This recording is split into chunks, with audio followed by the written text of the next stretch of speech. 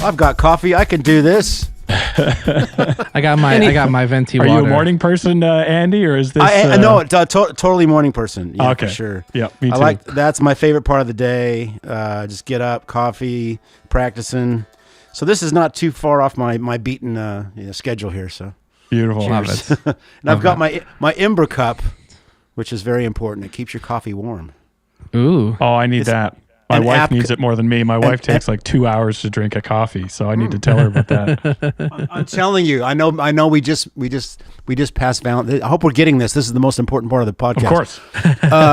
Yeah, it's an app controlled. Coffee. Oh, no warmer, way. Basically. Oh yeah, and I'll get my coffee going. I'll pick up the guitar. Next thing I know, in a half hour, 45 minutes has passed. Like, oh wow, it's an iced coffee. It's still freaking nice and warm. So that's awesome. There's not a better gift for the coffee person in your life.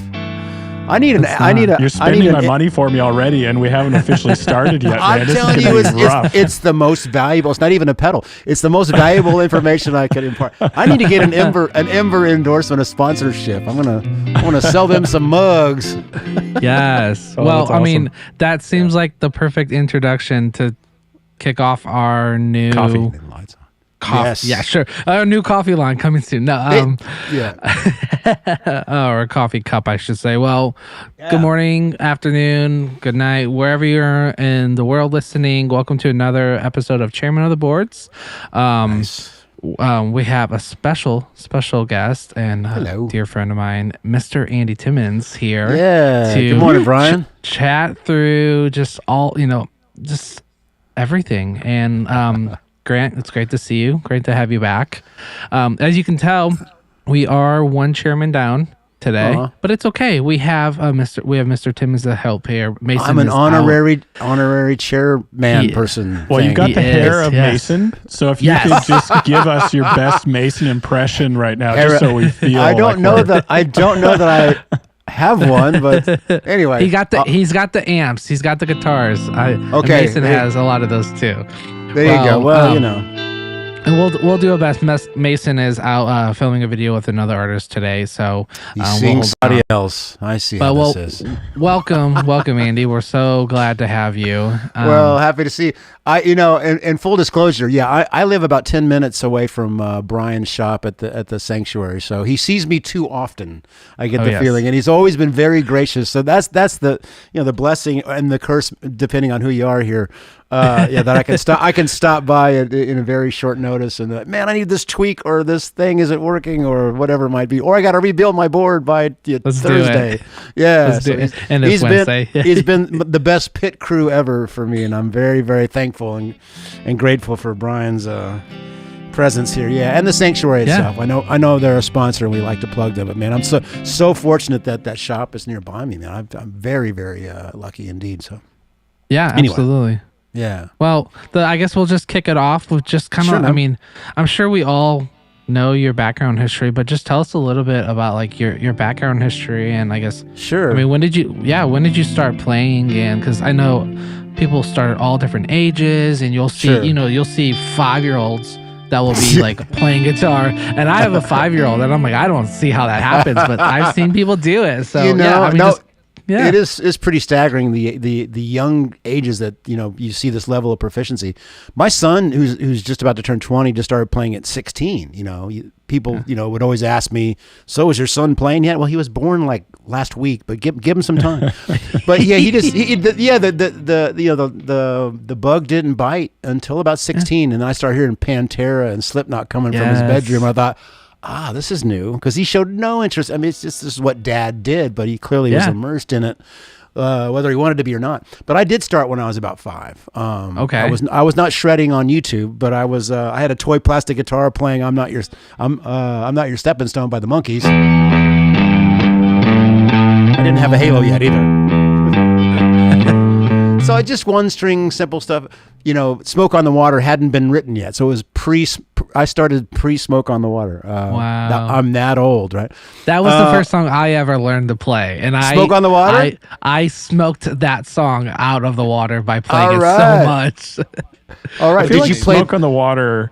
Is kind of like chopsticks for piano. Like everyone can pick it up and play. Like you got to know Smoke on the Water, right? Yeah. But can you play the whole song? No. There's no. a line that gets drawn. I thought what you just played was the whole song, and now you're telling me there's more I need to learn. For our purposes, maybe that was just the radio edit. It's just the riff repeated over and over. So yeah, it was pretty much as classic. I was the youngest of four guys. You know, I had three older brothers, but we were all 4 years apart. So my eldest brother was 12 years older than I when I was born in 1963, and 8 and 4 respectively. And they all were huge music fans, voracious record buyers, and we had acoustic guitars in the house. You know, there was like a government issue Silvertone acoustic that was in most households seemingly in the 60s in the States. And so I was kind of just always around it, and my brothers were very much my role models. And I guess, my mom saw that I had the passion for it and started buying these plastic guitars, but I could really had the little plastic strings, but you could play melodies, So I would be shown these things from my brothers, and when they weren't around, as years went on, I'd just sneak into the rooms and pick up the guitar and just try to teach myself. Mm-hmm. And by the age of 13, I was in my first band, having just been self-taught all that time by, listening to just 70s rock records. I was a big Beatles fan and all the 60s stuff because of my brothers, but my first records I bought were like Kiss, Kiss Alive and stuff like that. So I really learned from Ace Frehley in that record, and just once I figured out they were tuned down a half step, that was an epiphany.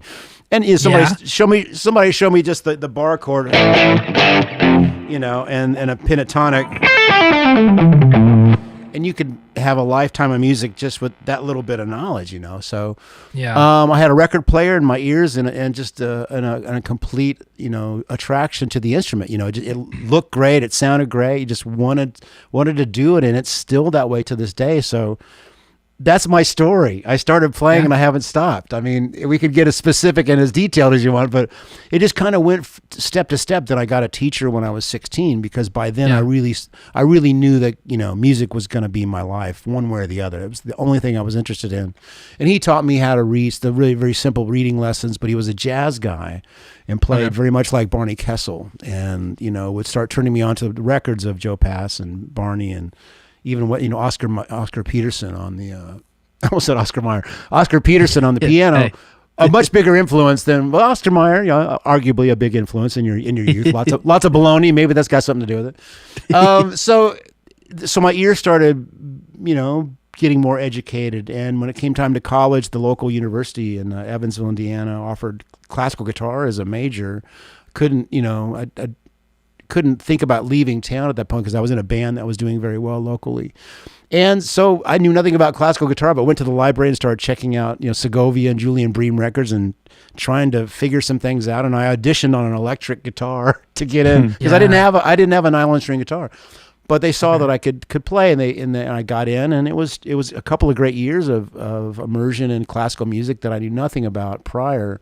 And had a great teacher named Renato Buturi, who was from Italy. So now I'm getting some worldly influence in my life. But, I'd been hearing about the University of Miami and how the Dregs had formed there. I was a Steve Morse fan, and Pat Metheny had gone there as a student, and within a week got made a teacher or something crazy like that. But I was starting to aspire more than just being a rock player. I was really wanting to, I'd heard Mike Stern and I'd heard Carlton and Robin Ford, and definitely Lukather was a good,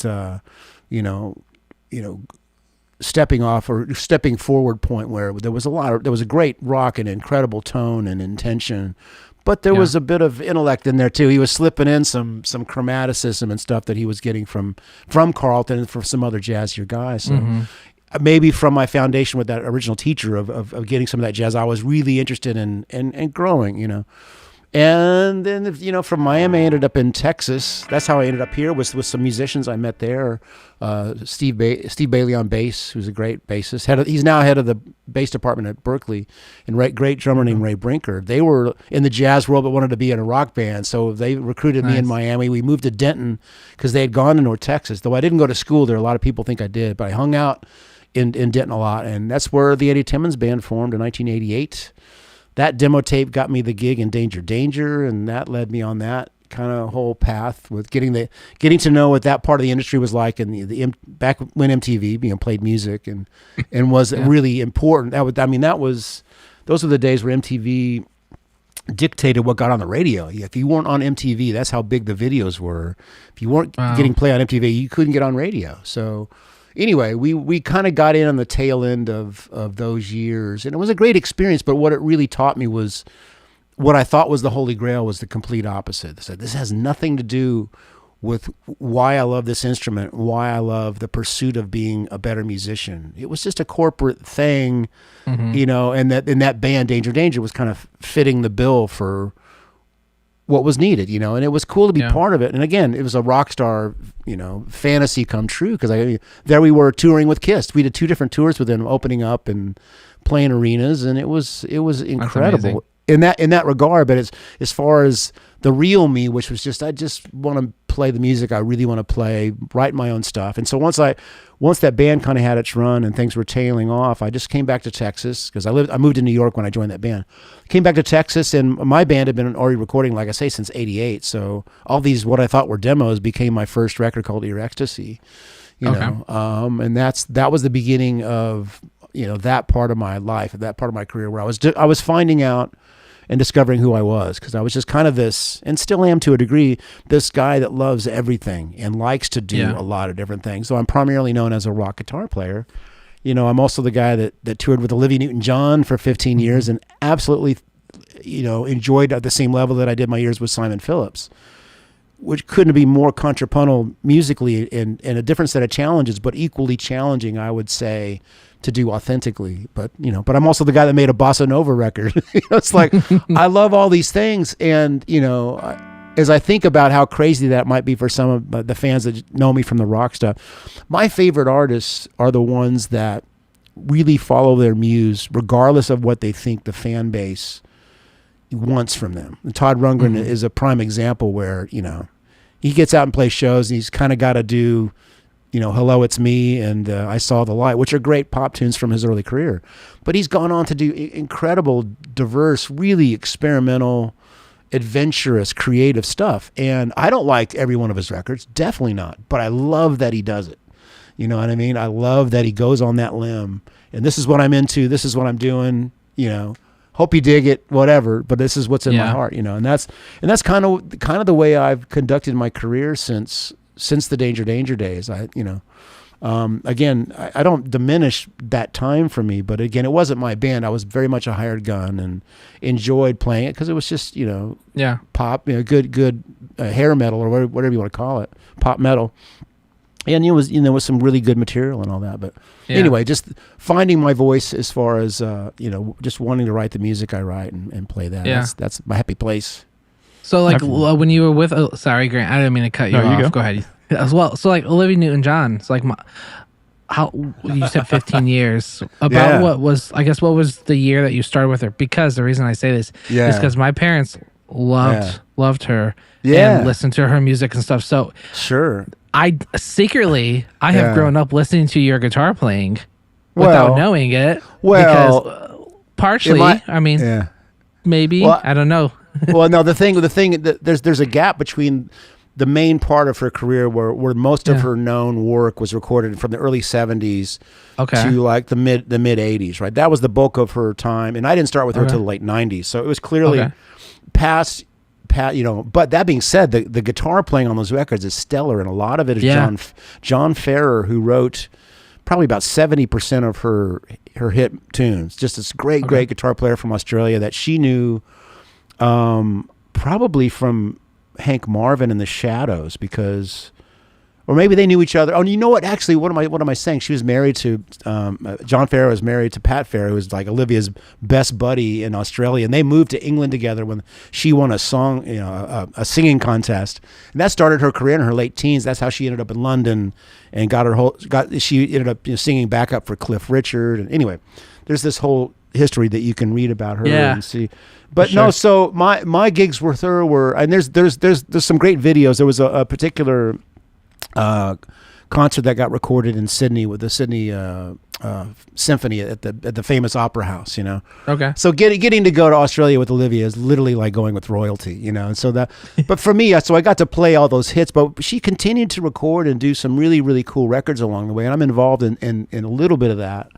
But it was mainly just kind of, you know, being part of her legacy and her touring and bringing that music to her fans. And I was not only her guitar player, but I was her music director. So I was the band leader, kind of in charge of, you know, getting the band together, which was kind of easy when you get the right players, you know.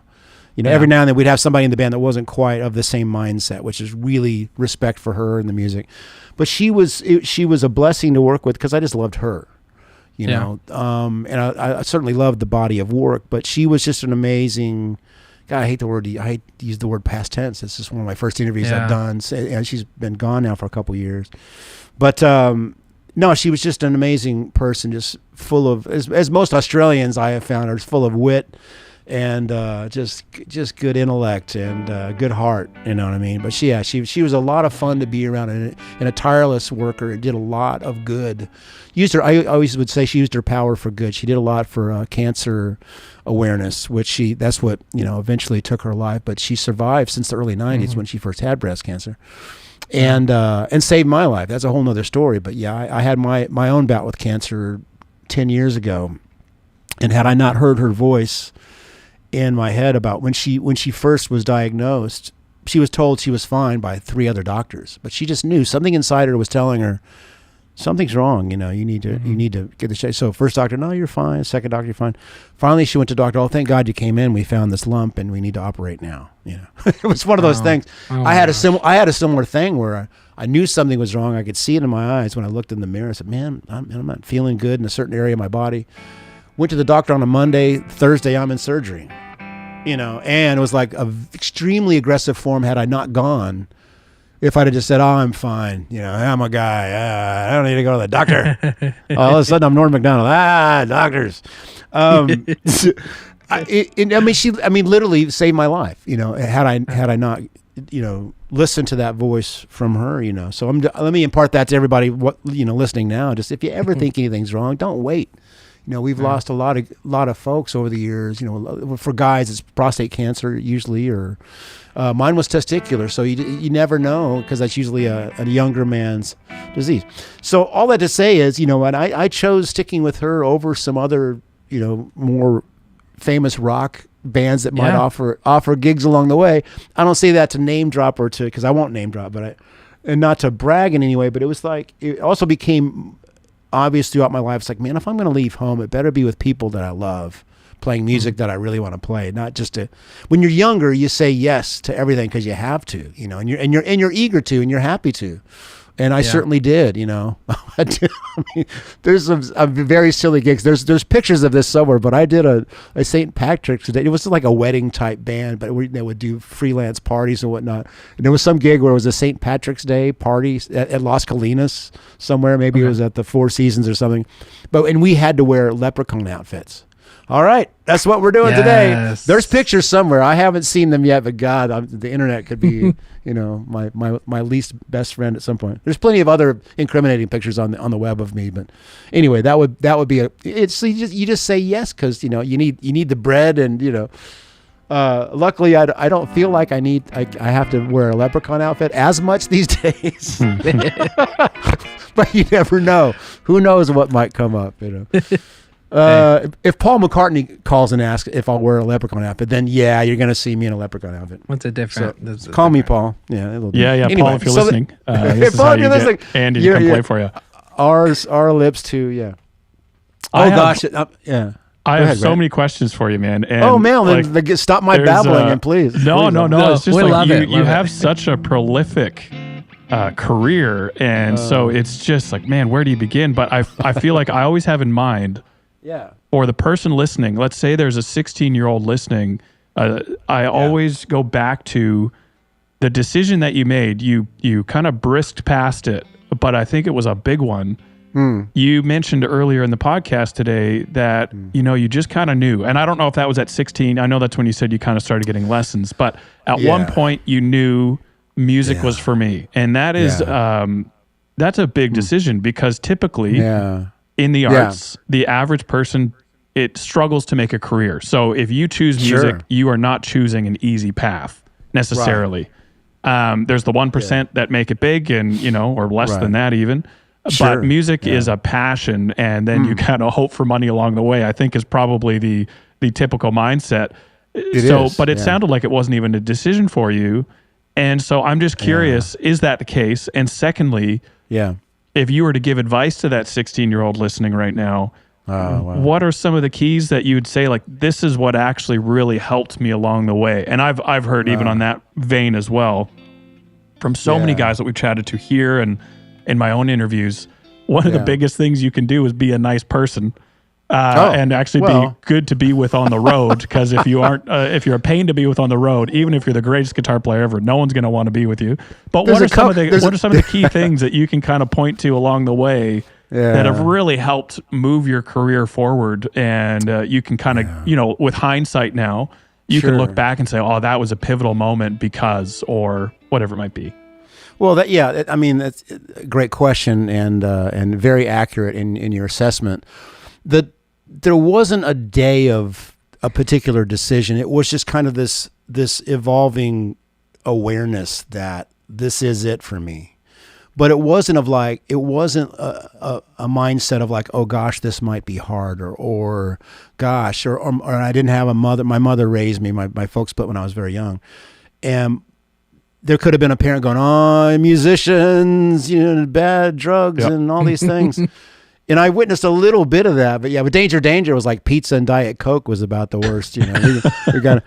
So it was just kind of this unwavering faith, and not necessarily the smartest faith, but there was just faith that I'm just going to keep doing this. And there was never a plan other than the pursuit. Like I said, along the way, I made that decision I want to learn how to read, because I was reading Guitar Player magazine and seeing Lukather and Carlton and Tommy Tedesco. They're making their living in the studio, so maybe that's something I could do. So I guess I must have been aware of the eventual necessity of making a living, right? So then it was just kind of this ever flowing river of direction that could change. Now I'm living in Denton. How the hell did that happen? I'm living in Miami. In Evansville, Indiana, where I grew up. It's a medium-sized but smallish town, and certainly smallish town mindset. There wasn't a lot of people, really embarking and getting out. And this is a phrase that I was reminded of years later by just a guy, Bruce Jeffries, who ran a shop called ironically the Dallas Pro Shop in Evansville, Indiana. Maybe that was some kind of sign.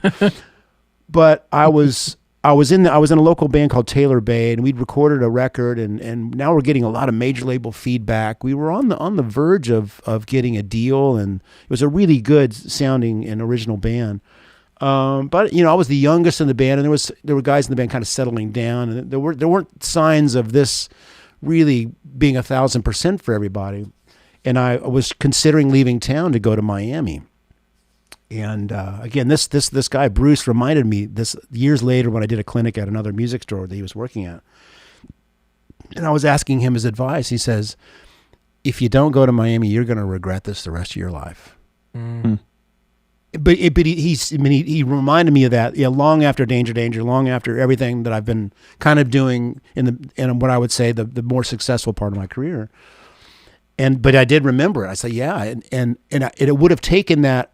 A little bit of positive support of somebody going, this is a good move, because I wasn't a real confident, I was very shy in general, and still not the most confident person. So sometimes it's just the right word from the right person at the right time that can make that decision or help you go that direction. And again, the real benefit being the mom that, unquestioning me, just, whatever it is you want to do with your life, go for it 1,000%.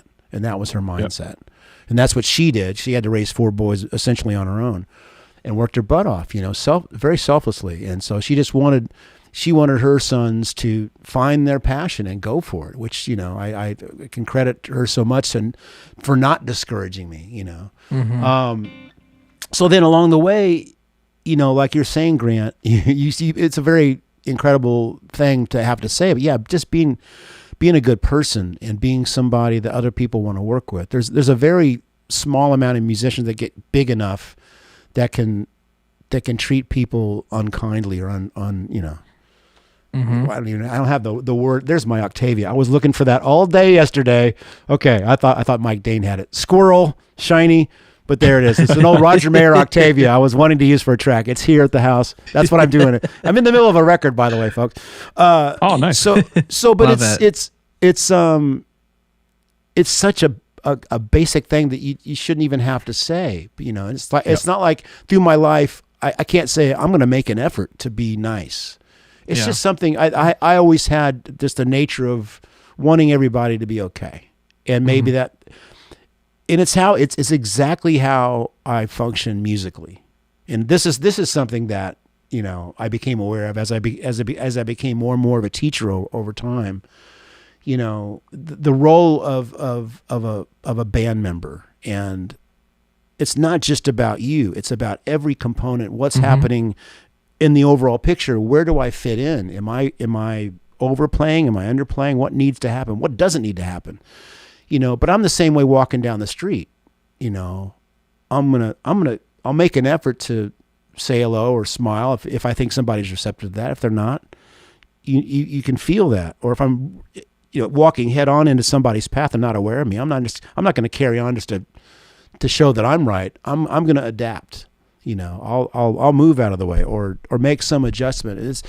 I realize that the way I live my life is exactly how I function in music, meaning that I'm just aware of all these things, but it's just a very natural thing. It wasn't a conscious, hey, this is the way I want to do this, but it's just as I've evolved and as I see how I do well when I do well musically, it's because of that. It's my overall awareness and making sure I'm going to know if I feel a push and pull between the bass player and the drummer, I'm going to find that middle ground. I'm going to make it feel good somehow. Yeah. You know, hopefully I don't have to, and it becomes this effortless thing. It's not a common thing to have it be so effortless to where you know, but those are the great moments when things can flow and you don't have to, you know, even though they're very subconscious. I'm usually not thinking, oh gosh, that kick drum wasn't quite where, you know, I might want that a little. I'm feeling it, but I may not be assessing it, you know, so consciously in real time, but it's happening. There's all these calculations going on, and it's the way I live my life as well. So yeah, to fortify Grant's point and comment that it's, you know, you're on stage for 90 minutes, maybe it's the other 22 and a half hours. You know, if you're not cool to hang with, or you're late, or you're disrespectful, I don't care how great you're playing. You're not on the gig on the next when there's a choice to make a change. You know, and that, like I was saying in Olivia's group, overall, largely the core people that we had were family. Every now and then somebody couldn't do a tour. We might have to get somebody in.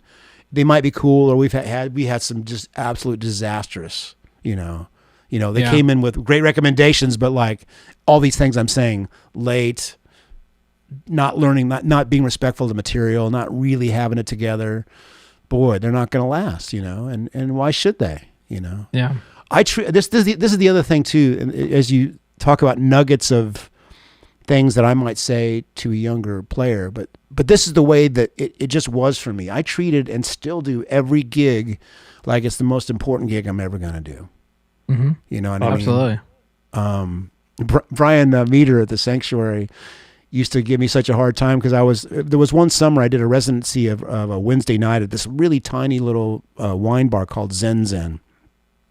And I bring in Bobby Sparks and James Driscoll and Mike Medina, some of my favorite musicians. And I'd have this rig set up that was, arguably massive for this little wine bar. And he saw a video of me playing with Olivia Newton-John at the Albert Hall, right? And he said, your rig was bigger at Zen Zen. I was like, yeah. For Olivia's gig, I was using these transatlantic little 30 watt Vox AC30 Mesa sounding. They were great, but all that to say is, I'm gonna spend the time to whatever the gig is. Even if it's just a one-off, whatever, I'm gonna learn the material. I'm gonna come in with my shit together, because the material deserves it. The other players deserve it. But basically, I don't want to let myself down, and I don't want to let anybody else down, and it's that, but it's that mentality that got me the gig with Simon Phillips. It got me the gig with Olivia, because the first time Simon and I played together, it was a Hoshino event in 1993 at an AM show. It was called the Axe Attack, and it was Ibanez back, and they still do these large shows, but they're not as frequent as they used to be. Meaning, with all the gear manufacturers would put on these huge concerts and get all their dealers and celebrate their brand. And so Ibanez was doing this, or Hoshino, I should say, because Simon was a Tama guy. Hoshino, they wanted to feature all the heavy hitters. Vi, Satch, Paul Gilbert played that night. Sean Lane, who was a Ibanez guy briefly. Alex Skolnick and Reb Beach, and they needed kind of a band. They needed a band that was going to back all these guys. So they got Simon Phillips. I was still in Danger, but they knew that I had this ability and wanted to promote that. So they put me with Simon and a bass player called Gerald Veasley. He was a great bass player from Weather Report at the time. So we were the house band, and Simon's request was like, well, we'll do all these other songs, but we need to do songs from my catalog. And his thing is very fusion, very, I call it adult chords, 15, 16 time signatures, not your run of the mill stuff. So that was a great night for me because people only knew me from Danger. Your Ecstasy, my first solo record, wasn't out yet. But here I was getting to back up all these great players, but also playing these burnin' fusion songs with Simon. And, Satriani couldn't come in for the rehearsal for that particular gig, so I knew his tunes or well enough to get them together. So I was able to rehearse Simon and the band, So 4 years later, Simon was about to do a tour. His regular guitar player Ray Russell couldn't do it, so he said, "Oh man, that guy Andy, he had his shit together. He know you play the stuff, And so I got that gig. So it was through him that I got the gig with Olivia because they had the same management, and Olivia's management said, "Hey, Olivia's coming. She hadn't toured in years. She's coming to America with this Australian band, and one of the guitar players can't make it. Put the feelers out. Who do you guys know?" And Simon goes, "Well, Andy. Well, Andy'd be great. So I get a message from him. Andy, you fancy working with Olivia Newton-John? Like what are the hours, right? No, it was like, that sounds fun, and the management saw once they brought the Australian band over. I'm the new kid. We have such a great vibe with the band. They said, "Oh, Andy's got his shit together. We can make him the band leader and form a U.S. based group." And that's what they did. Yeah. And I feel like that speaks really well to pretty much like any musician, any genre. Like, sure. It's important to you. You take it serious, especially, and I have done this recently. Is like I do like church gigs, gigs. I do church worship sets. So I'll fill in at DFW. There's a lot of churches, so there's a lot of opportunity. For sure. Yeah. And I've seen a lot of people, and it's the same thing as like people communicate, like especially when you're being hired to play something, there's like a level of expectation. Obviously, Absolutely. For yourself. For yourself, you should have a level of expectation, but as an employer hiring you, but like this church I've been playing at, I've realized like the music director and the drummer, they are like, "Yeah, you're really solid. You're better than a lot of people we've been hiring." Nice. And they talk to other people, and those people talk to other people, course. And like that opens up opportunity in whatever you're doing. So like for you, you having 110%. And like giving 110%, and you're excellent in what you're doing, and you're taking ownership in your part, and you're working together as a team. It's just like, I agree with you. Like you can be the coolest person ever. It's even, it's like anything. It's like you can be the coolest person ever, but like if like you're not working as a team, it's like sports. Like I grew up playing hockey. If you're the only, you're the only hockey, you're only the player skating around the whole ice. Like that's not fun. Like working together as a team. So no, I think that's really a true kind of a statement, like for any level of where you're at, if you're starting out, if you're low skill, if you're big leagues playing, with touring, like Absolutely.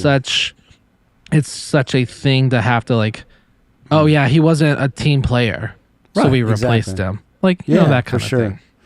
Well, but it's the same, like watching how your company and your brand has grown, Brian. It's the same dedication.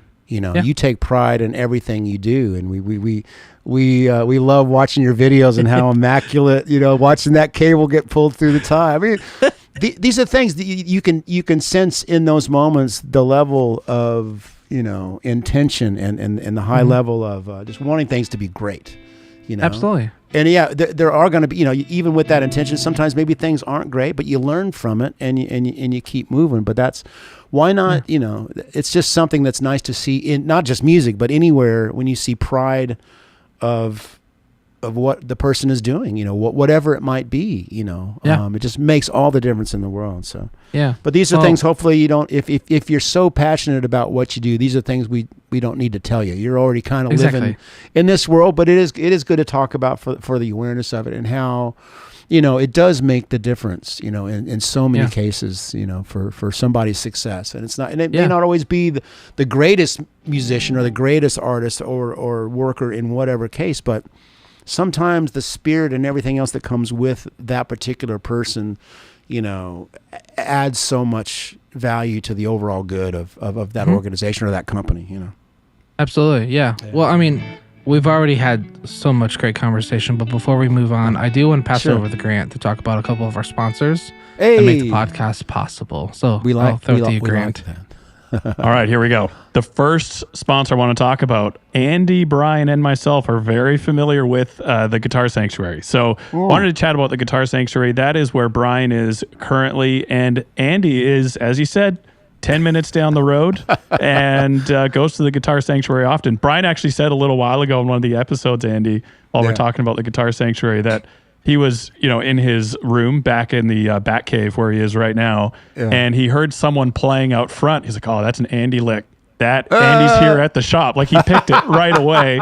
And we were talking about, you know, is it the player or the gear in that episode? And that came up, and I just love it. So you're already, you know, at the Guitar Sanctuary playing guitar, and a lot of the gear that we're kind of chatting about today. If you're watching on video, some of the amps Andy has, the wall of amps, which is beautiful. Andy has behind him, the guitars. You can pick up this gear at the Guitar Sanctuary. What's the one you're just pointing at, Andy? Oh, that's the newer Sir SL68. This is the Mark 1. I have a Mark 2 over here. I've been using these a lot. It's very much a 68 plexi type circuit, so which I have an old original 68, and this holds up extremely well, and I'm actually using this quite a bit in recordings these days and some of my live gigs. Yes, and they have I've got some old Mesa boogies up here, but they do carry a lot of Mesa stuff as well. And this actually, so the funny quick story, we just had Valentine's Day. This guitar was built 30 years ago yesterday. I saw you post that. Yes. Yeah. And Brian Meter, you know, who is, you know, my go-to main cat over there. He's like, you know, I've said this before, if you know the old movie Pee-wee's Big Adventure, when Pee-wee walks into the magic shop and the guy's like, "Pee-wee, we got the new, you know, onion gum or whatever," you know, Brian is that guy for me, you know. Well, you know, we've got this new, and but yeah, so no, but Brian, you know, he saw me post that about the birthday of my guitars. Well, the first thing he sold yesterday was one of my Ibanez AT100s to somebody. Yes. It was a woman buying the guitar for her husband for Valentine's Day. I was like, well, how cool is that? Beautiful. 30 years later, this guitar is living on, you know. And anyway, but that's the thing. You know, it's also, the Sanctuary is a very dangerous place because it's easy to fall in love, and they just have the coolest guitars, and I'm always I get in trouble there a lot. I love it. I was going to see Tommy Emmanuel a couple of months ago, and I've gotten to know Tommy over the years. He's probably the greatest musician I've ever witnessed. He's just such a beautiful soul, beautiful player. Now, you know, he plays those Mason guitars, and anyway, I went in and played one, and I fell in love with it. And I bought it, and then took it down and hung out with Tommy before the show, and we played Matons together. So now I'm a big Mason acoustic guitar fan. So love it. So Mason, Ibanez, Mesa, Sir, all the stuff available at the Guitar Sanctuary, and my entire pedal board, basically. I think Brian's got a picture of it somewhere. If you do ever talk about pedal boards, you guys talk about pedal boards on this show. I thought it was chairman of the board. Sometimes. Usually just coffee. Usually just I've been coffee, fooled. I've been triple filtered water too. Yes, and that's the other thing. I'm actually a coffee boy for the Sanctuary. I do bring coffee. I'm always texting, "Hey, I'm on my way. I'm going to get a coffee for me and Brian Meter for sure." And Brian Omilion's like, "Just give me some water. They have the best water." Okay, I'll bring you some water. Okay, but Daniel, the Daniel, the luthier there. So he doesn't like Starbucks. He likes this other craft coffee place called Duino. So I'll go there. So basically, if this guitar thing doesn't work out, I'm going to open up a company called Andy Dordashian. And that's going to be my thing, right? I'll just deliver coffee. I'm on board. But everybody likes that guy. If you show up and you got coffee, I mean, pretty much nobody's going to be hating. So love it. That's my fallback. I never had a backup plan till now. I don't know. Maybe that's part of the deal. Wait till you're 60 to have a backup plan. Yep. Well, I love it. So that's our first sponsor, the Guitar Sanctuary. Probably the best plug we've ever had for one of our sponsors, backed up by our guest, Andy Timmons, the Guitar Sanctuary. And then next I want to tell you guys about Neural DSP. We're all familiar with Neural. They've done some secretive announcements at NAMM as well, which I'm very excited about. They recently launched the Morgan Amp Suite, which is a lot of our listeners I know would love Morgan amps. And so there's now an amp suite available through Neural for a plugin. The desktop editor is now live, Cortex Control, so you can edit your Quad Cortex on your computer and get a little bit more in-depth on editing as well. And you can actually get 30% off all plugins that are 90 days or older with the code Chairmen, CHAIRMEN. That is 70% away from free. Pretty good deal. So check out Neural DSP, and you can get a deal on their plugins. Lastly, I want to tell you guys about the Sweetwater Gear Exchange. I actually just sold something yesterday on the Sweetwater Gear Exchange, one of our products, and was really pumped. It's going out the door today. And the great thing about the Gear Exchange is you can sell used gear without paying any fees. So a lot of the other retailers that are doing similar things, Reverb, eBay, they charge higher and higher fees. But the Gear Exchange, you can say no to the fees by keeping it on a Sweetwater gift card, all of your earnings, and then you can purchase something on sweetwater.com. So check out sweetwater.com/used and see what you can buy or sell today. That is it for our first round of sponsors that make the podcast possible. Brian, I'll throw it back to you. Thank you. All right. Well, I love history. I love talking about history. I am a behind the scenes, documentary type of person. So everything we've already talked about, I love. And this is going into Brian's documentary, by the way. Yes, Andy. this is a documentary in my life. Serendipitous. Awesome. A biography. I was a 1990. I was born in 93. And I think moving in, we should switch kind of not gears, switch over into just kind of talking like gear run through, just talking through. You sent me some photos, Grant. If you'll enable screen sharing, I would love to kind of show off the current version of Andy's rig. I know we're always changing, always kind of. It's still intact. Nothing has moved since it left your shop. So famous last words. Let's talk to you next week and see if it's still the same thing. Word, but I'm just saying. For now, it's still pretty. Once I start getting in there with getting the screwdriver to pry up the Loctite, so, I remember it will never look the same. So you went to NAMM, and I ended up going to NAMM, and I remember you had came to me. You had called me, and you're like, "Hey, I need to do this tweak," and it was just supposed to be a couple things, and you're like, I leave on Wednesday, and it was like the Thursday beforehand, and I only work 4 days a week. So I was like, yeah, sure, I can totally do it. And somehow my couple tweaks turned into me completely cleaning off the entire board and rewiring the entire board, because with NAMM and travel, things get crazy. And I remember I finished it up, and then you left the nenext day or anything. Right. And I always jokingly say, if I don't hear from the client, usually that's a good sign. Right. Sure. So I didn't have to. You didn't have to say anything, or airline damaged it. But no, you sent me over some photos, and this is, if you're listening, watching, your screen is paused. I'm paused right now. I don't know why. Okay. So if we can see that. Yeah. So when you hear my tone now, and when I do my live broadcasts or when I'm recording, that's. George Fuller, the owner of the Guitar Sanctuary, actually built my home. He's why I'm in McKinney back in '97. And so the upstairs of the home is my studio. So that's where I'm sitting now. It's basically like a rec room, and then there's a bedroom next door, but we soundproofed all the walls. So next door, there's some very loud speaker cabinets. So you'll see those 3 Mesa rectifier 212 cabs. The top 2 have vintage 30s. The bottom one, I sought out some EVM 100s after playing through a cab on the pedal show you guys might have seen, where poor Dan, famously, we had to stop filming because the tone was so amazing in the room anyway. So that bottom cab has got the higher wattage EVs. And so I mic it through, usually with 57s. I do have a Mesanovic ribbon on one of the speakers, because that is a mic I got turned on to by Josh Smith that I record. He recorded my last Electric Truth record, and we just did sessions for a new record a couple weeks ago in LA. And that's what I'm finishing up here now as we talk. But those mics feed, I've got some vintage Neve 1272 preamps. And for broadcasting to you guys, I'm mixing all that into a high dollar little Mackie mixer. So I got 3 guitar channels, playback of a track I'll do later, and my voice, and I just feed that into stereo into the Apollo. But anyway, you see a very tattered AC30 that I used for a track just the day before. That's a really great old sounding. It's a 64 AC30 with a top boost was added in the 90s, but man, it's a special old circuit. And then you have some pedals, I think, to show, right? Yes, I do. This glorious. Hey, there we go. Right. The worse you play, the more pedals you need. So here we are. Yeah, Command Central. Well, there it is. I mean, yeah, I see your Muse driver. Yes, you see, so you have quite a few signature pedals, I think.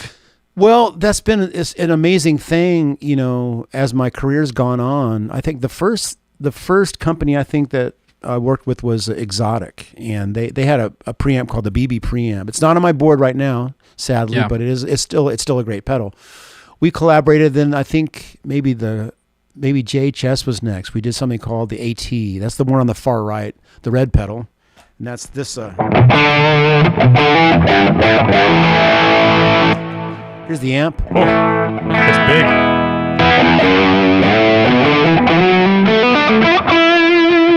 They had, and this is thanks to Brian Meter, they had this pedal called the Angry Charlie that, I walk in one day, hey, Andy, I think you might like this Angry Charlie pedal. And I had it on my board, but I really wasn't using it because, and this is all feeding through these Lone Stars. I've got one Lone Star here and then and another Lone Star over here that's slaving. So it's a stereo. You hear my and can I just clarify for the people listening? Yes. This is actually me playing the guitar for these next few sections right on, Grant. through Andy's board. I just wanted to clarify it's Grant playing. That learn guitar in 7 days program really works. That's amazing. That's crazy. I can also draw Winky. Anyway, that's for another old people reference. So that's. I mean, I had that Angry Charlie on my board, but normally I was using the lead channel on the Lone Star and hitting the front end with either a BB or a TS 808. But one day I was doing a gig and I was in Swindon, or not too far from where Daniel Steinhardt lives, and he came to this gig. He brought Dave Gregory, his bandmate, the old XTC guitar player, and the effects loop wasn't working. I'm sure it was just probably the preamp tube that wasn't working. I didn't have time to swap that out, so I couldn't use the effects loop. So I had to put effects into the front of the amp, which meant I couldn't use the amp distortion. That gets messy for me. So I used the Angry Charlie as the lead tone that night, and I had an amazing gig. It was like, wow, this pedal sounds great. I thought I had more control than what I was getting from the amp gain section. So I started using it, and as time went on, it started becoming the way that I was running my pedalboard. With that particular year's NAMM show, whenever it was, sometime in the 10s, whenever it might be, I thought I need to meet this guy Josh. I went to the NAMM show. I found his booth. Man, I just wanted to say that I really dig your Angry Charlie pedal. He goes, yeah, we had that pedal out for a long time. Then all of a sudden, we started selling a lot of Angry Charlie pedals. So if you ever is there anything about it you'd want to change? And there was. And so we kind of collaborated and modified that circuit, and that's what became the AT pedal, and that still is my main lead sound for a lot of stuff. The Muse driver and the Halo are my two newest collaborations, and both with the Robert Keeley Company.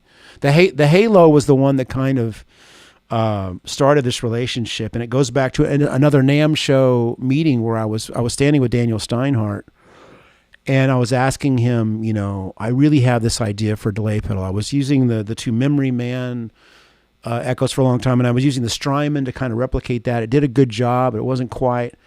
And the Strymon is great, but it does the timeline does like 1,000 things. I'm using one or two sounds, so I thought I just want to really highly refine the sound that I'm trying to get and put it in a smaller package. And I asked Daniel, who I have amazing respect for, of course, his knowledge of all things tone and gear, and he just without flinching said, Robert Keeley's the guy. And we marched right over. He took me to Robert, introduced me. And this might have been 2018, 2019, somewhere in there.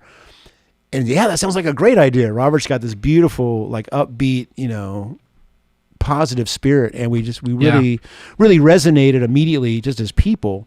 But, while we're working on this new Echo circuit, and once we have that together with this new the chip we're working with, once we get that platform, then we'll get you in and we'll see what we can do. And so, a good amount of time went by. And so maybe it was early 2020, I want to say. I finally get up to, because there was all kinds of things that were getting in the way.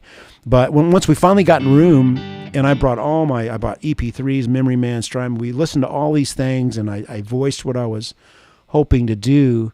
And we listened to their circuit at the time, and I think they thought it was going to be easy. I think they thought, we'll tweak this thing. But it turned into a year and a half of working. But it was just the most glorious,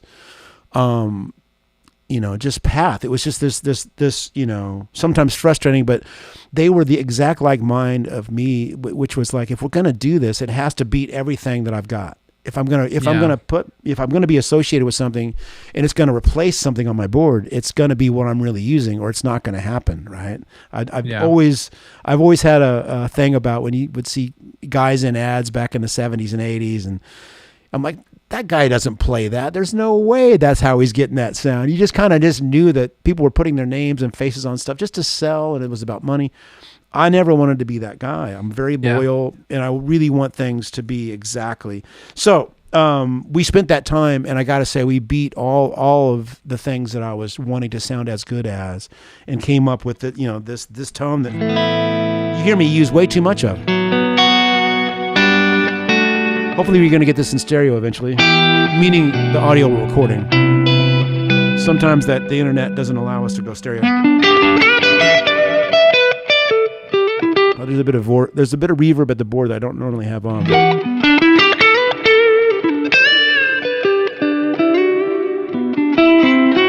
So as much as I loved that process, and I'm still uber proud of how.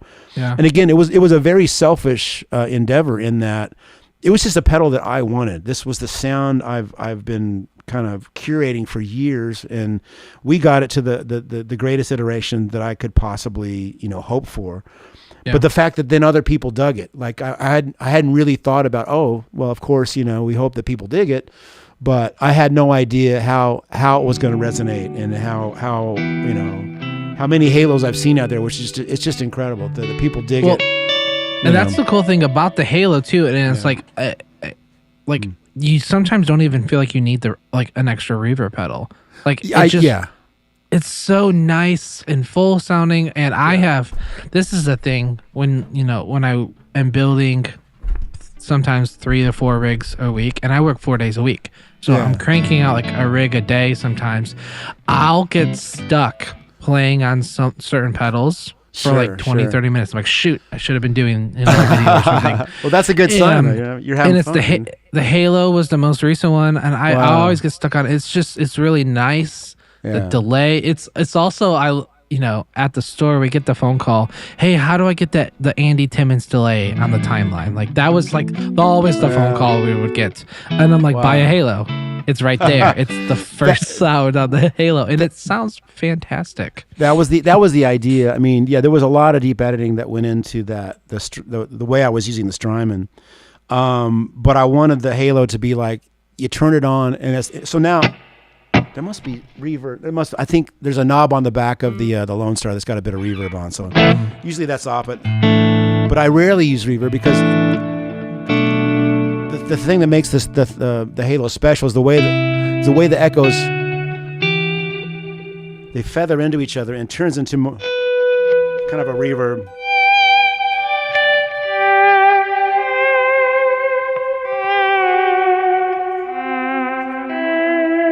And that's all. And I do have an expression pedal connected to it, which you can control any parameter, but I just have it as a mix.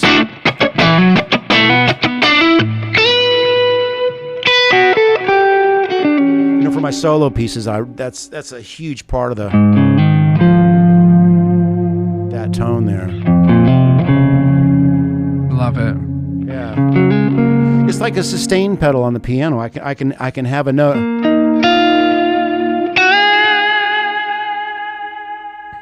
And it's not overpowering either. That's it's the cool not. Thing You're about not it. hearing da da da da da da da da. It's really how a really great sounding tape will just kind of get out of the way, you know. Yeah. And with a bit of that modulation that a good, slightly out of tune tape, you can hear how my note stays pure, but the echo around it starts to detune. Hence the word halo. It kind of sounds. I picture that note with this little halo around it. Yeah.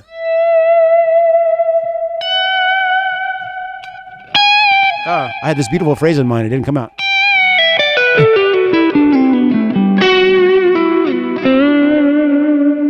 So, but now the other part of that tone is the most recent Keeley collaboration. Throughout all the work on the Halo, I was using an old Keeley modded blues driver, and that's how I knew Robert in the first place, was from that circuit. But as I got deeper into the process with Aaron Pierce and Robert Keeley, I thought, well, there's this other circuit I'd really love to toy with because it does amazing things, but there's things I would change about it. And we finally did a modded version of the Keeley mod to the blues driver and put that out as the AT Super mod, as a limited run pedal a year ago.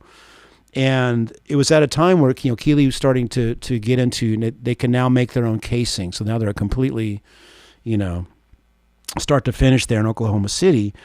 And they're changing their line a bit, and they were coming up with some new drives. So, I very happily found they wanted to continue to make that pedal. But we had even more flexibility. And what ended up happening to further, I just wanted to carve out a bit more low end, and we spent several sessions. The beauty with Keeley is that they're 3 hours from me. They're in Oklahoma City, and I'm in North Texas. And so I can either drive up there or they can come here. And that's where the magic happens. You got to be in the room with somebody. If you're working on audio, you can send a text going, yeah, it needs a little more air, kind of, I feel.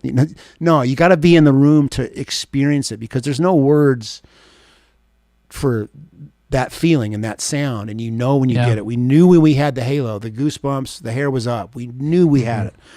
And we were working on the further mod of that blues driver circuit. And we were trying different things with EQ and some compression, and it was kind of doing what I wanted. But then Robert had the epiphany, let's just try some germanium diodes. That might do, and it was instant magic. And so now the pedal, again, I wanted this really specific thing for my, and then what the germanium does, not only does it do a cool version of that kind of clean, broken up volume knob down, but it also works as a great boost. I'm using it as a boost for my AT JHS, where there's this thing where when you get a really nice fat lead tone,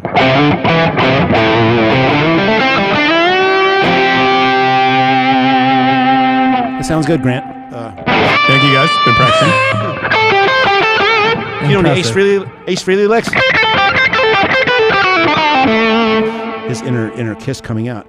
But if you get that tone, you go to the neck pickup,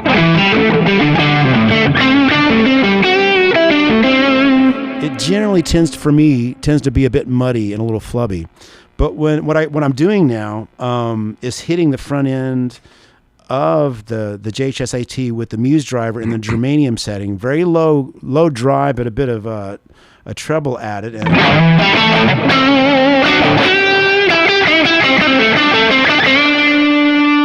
you hear that sponge come in and that it's that still carve. in the neck. For those listening, that's yeah. so, So the last two were on the neck. here's just the JHS. This is bridge pickup. Now I'm going to go to the neck pickup and add the Muse driver before it and the germanium's head.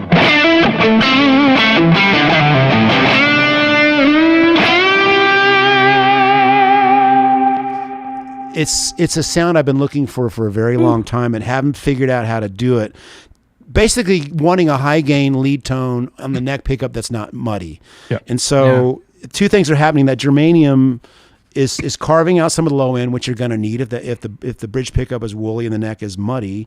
But then also, just so the germanium, but plus what the EQ circuit is doing to carve out a little bit of low end as well. So I'm a happy camper and just couldn't be more thrilled to have a team like Keeley willing to go down the path with me and have a blast along the way. And they've got some new drives coming up in another month or so that they're just going to blow some minds. They're doing some incredibly creative circuits. You saw it with the Noble Screamer where you can combine all these, the TS-808 with the Noble drive thing. And that's what's going on with it. This new pedal is called the Muse driver. So you can combine Robert's original modded circuit, then you can have the Keeley circuit with my additional low-end carve, or you can combine that with the germanium versus silicon. And it's the sonic versatility is incredible. And what's cool about also let me see if I can get this to happen. So this is just the Muse driver with the drive cranked up, but on the germanium setting.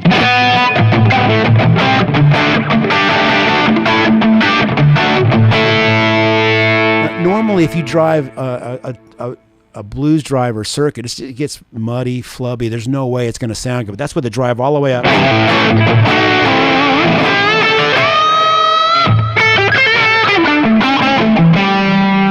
Now I've got two Muse drivers, so if I switch over to the way I normally use it, same pedal. Cleans up nicely. It's crazy, right? That's nuts. Big classy as well. But that's what I'm looking for when I turn that volume knob down. I do have a treble bleed mod in most of my guitar to really get that nice sparkle and that detail.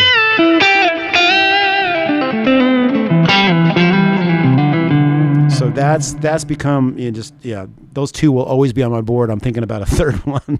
I mean, there's so many things that it'll do, right? So anyway, and I think as well as a total side here, I know we need to get to another ad here soon, but while we're on the topic, I think the other thing I want to highlight, especially if you're listening, because we're here watching this on, obviously on YouTube and stuff, but if you're listening, a lot of this, yes, you have great pedals. You spend a lot of time finding your tone and crafting your tone, but you're also getting really creative with pickup selection, with volume, with technique. And I think this kind of marriage of gear and technique is giving you these beautiful tones. Thank you. But you can't really have one without the other. You can't get the tones you're getting with just practice, but you can't also get it with just gear. You kind of have to use it in one whole environment. And I love how you're explaining this, because I'm learning a lot here, and I'm thinking of how this applies to my board as well. No, it is that is such a beautiful way to state that, Grant, because I mean, obviously these pieces of gear are helping me a lot, but it all starts in your ear. It all starts with you to have kind of an idea of what you're looking for, and for a lot of us, and still even, I've been playing now majority of my life. I'm 60. I've got my heroes. They're all in there. And I'm hearing EJ's tone. I'm hearing Hendrix. I'm hearing Stevie Ray, Luke. All my favorite, Carlton. All these great guitar sounds and that are very much part of my DNA because of my absorption. You hear it in Stevie Ray's playing. You hear Albert King and Hendrix. And all our heroes have their heroes. It's just how this whole thing keeps going. If anybody cites me as a sonic influence, I'm honored by that. It's incredible, and I feel silly because I'm just trying to be these other guys, But we end up being ourselves no matter what. Eventually, things come out as us, and it's that collection of what our ideas are of what a great sound is, but then also the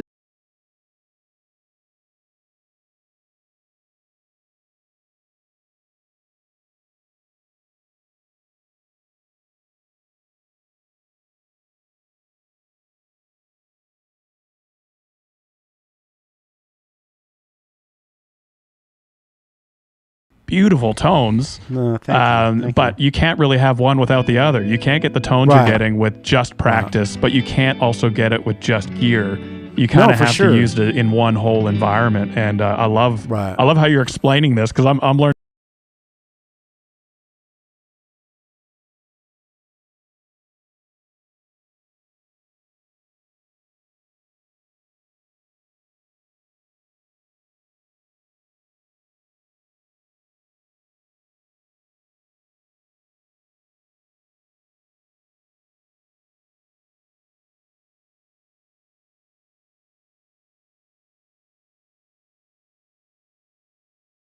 a lot here, and I'm thinking